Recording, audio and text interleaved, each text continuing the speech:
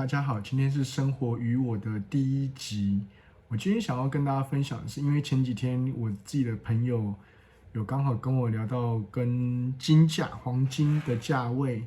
的一个走势判断的一个聊天的内容哦。那我就想说，其实这也蛮凸显出我这个频道想要跟大家分享跟讨论的重点就是，其实蛮多东西都可以把它用蛮平常的逻辑，或者是蛮常见、常耳熟能详的一些资讯，把它化繁为简，那比较容易的被理解这个世界到底怎么运作的。那我就今天想要利用这个题目金价的走势判断，然后是我跟我朋友之间的一个闲聊的内容来录制成一集，然后来跟大家分享。那我想这也是未来会新成为我这频道的一个系列。那不定期的这个系列可能比较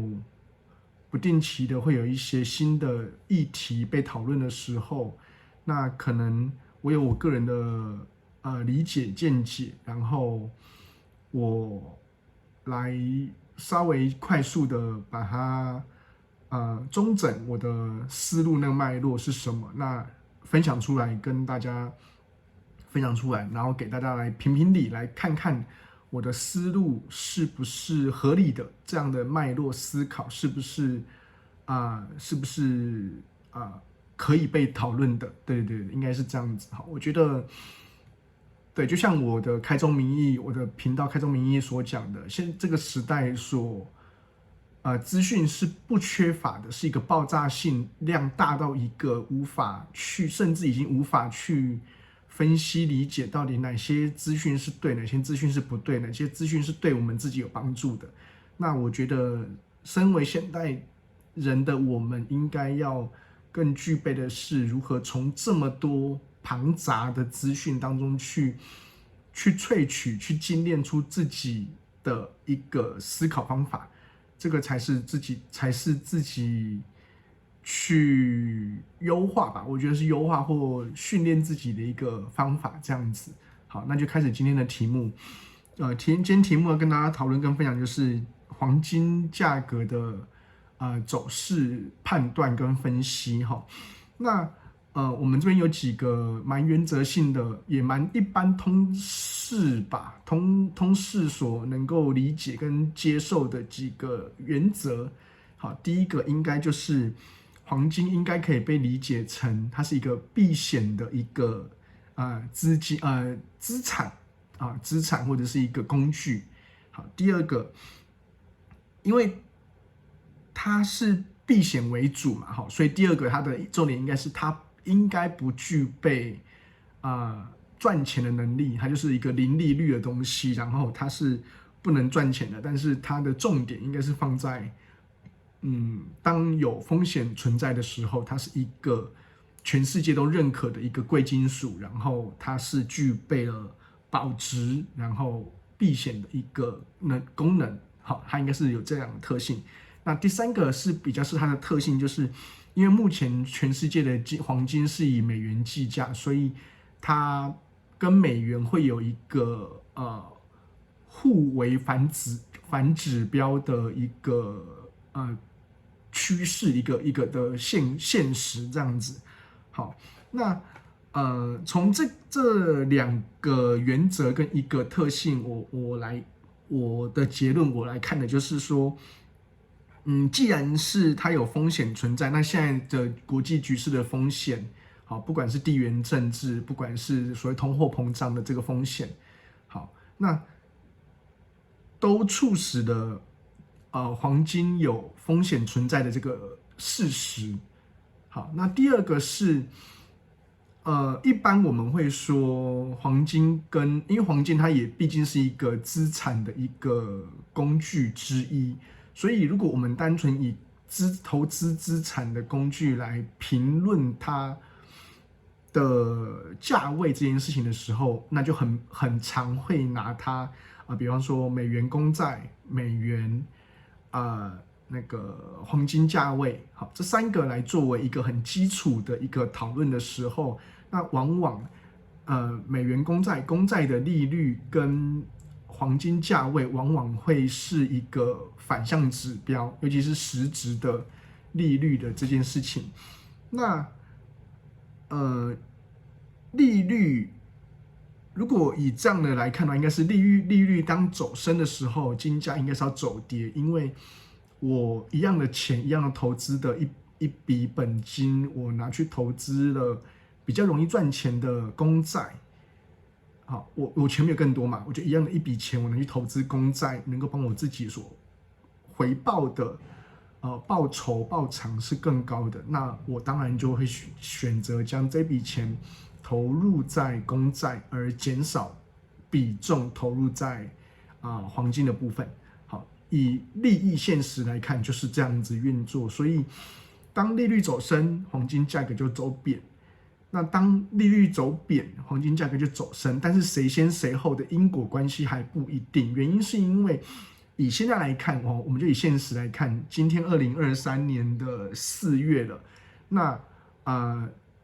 在美国的 FED Fed 联准会他们的公布是目前为止利率还是持续在走升的。他们走升的一个关键原因是因为他们在调控美国国内的一个通货膨胀的一个问题。那通货膨胀又是另外一种怎么讲货币？因为当它利率走升，美元走强的时候，原本流到全世界的货币的这些美国资产又会回流到美国的市场上面我们就以很基本的资金流动，一定是为了赚取更高的报酬这件事情来思考。当美国利率走升，那公债利率也走升，美元的能力就势必走强。我没有先讨论其他各国的央行会怎么反应，如果其他央行都没有反应的时候，那刚刚的论述就是对的。那当这些都走升的美元的这些环境都走升的时候，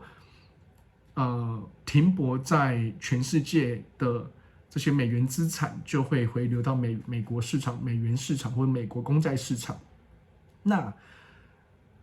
会因为大量的资金回流而造成了美国的资金过剩，或者是美国国内的一个甚至到资金泛滥的程度。但是这个东西当然不完全是推升了所谓通货膨胀的一个原因，但是它是之一的原因。所以它其实是它背后还会有很大的一个联动的连锁反应。那这也是为什么通常当 FED 他们在公布他们的那个升息的那个决策会议之后，往往他们都会在观察1个月或1季的一个时间反应。原因是因为决策下去之后，它要促使的是后续的连续那个涟漪反应，让最终目标是要让美国国内的经济回稳，不要过热。那当过冷的时候，他们又要去刺激经济的发展，所以它是一个政策下去，一个水滴下去之后，它是会有涟漪效应的张开的一个效果。那所以，我今天没有讨论到FED 的这一块，甚至到更细的 CPI、PPI 的这个东西。回过头来讲的是，金价会因为风险的存在，包含了通膨风险的这些存在，跟利率走升走贬都会有直接关系。那所以我的今天的结论就是，金价要到下一次走贬，金价要下滑的时间点，或者是叫做现在应该会进入趋缓的一个阶段，因为利率走升的这个状况，以目前 CPI、PPI 所公布的数字来看，好像会蛮接近资本上面所预测的一个5.1% 的一个预测范围。那甚至甚至好像有比较快速降温的这个趋势，所以好像目前利率走升这件事情不太会过于激进或躁进，或者说所谓的鹰派的这件事情。那要防止的是下一波的过度冷却的这件事情。好，所以升息目前看起来有放缓了，但是为什么金价还是持续的维持在一个相对的高档，而没有走贬？我们刚刚讲说升息的利率应该会走贬，但是为什么升息的利率金价反而应该要走贬，但是没有走贬？我认为的关键原因是因为各种的风险仍然存在。好，那国际上面的这个投资风险上面是蛮多变局的，对，目前是这样子，所以金价仍维持它的一个高档跟水位。那还有另外一个原因，是因为资金的过度泛滥，而导致了这个货币的价值本身被削减，那而促使了黄金的价值被具有保值的这个效果。对，这是我的判断，这也是今天要跟大家分享哈。所以我的结论就是，当黄金价格要看到目前应该就缓升，或者是就在这个高原水位这边不太动，或上下一点点，但是下一次要看到它走贬的时间点，应该是要么就是几个指标，就是国际的局势风险是各种的风险，不止国际政治哈，各种的国际风险都有缓解，然后美国国内的那个经济市场的运作指标都能够来到稳健的一个程度，那这时候